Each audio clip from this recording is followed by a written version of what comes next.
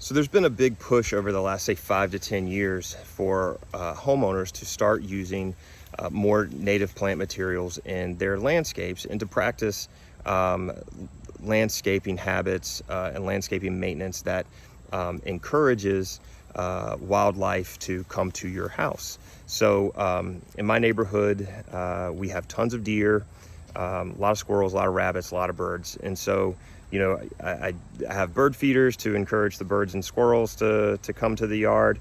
But, you know, we also have a lot of rabbits, and they require food and habitat as well. So one of the things that I've done here over the last couple of years is in my backyard, we have, you know, my dog Phil.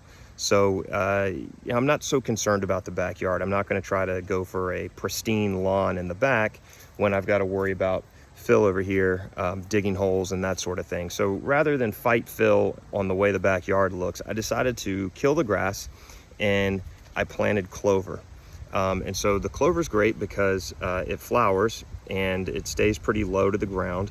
And so the flowers attract honeybees, which is great because we all know that there's problems with honeybee decline.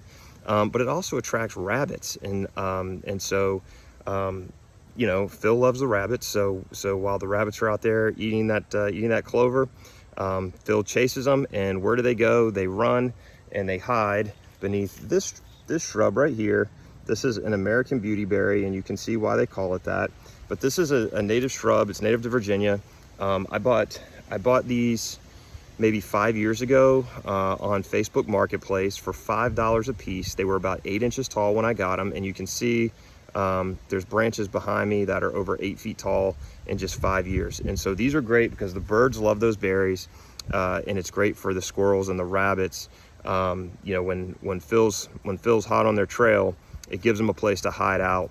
And gives them some protection. So, and the birds like to nest in there and to take shelter from the wind and that sort of thing. So if creating a yard, and I know some of you guys are fighting homeowners associations with this sort of thing, and you know that's unfortunate, but maybe one of these days they'll come around. You know, if creating a yard that's inviting to wildlife is important to you, I'd love to talk to you about how to better do that. And there's tons of resources out there that you can look up and find native shrubs and trees to Virginia, and tons of resources online that will show you the way to do that effectively.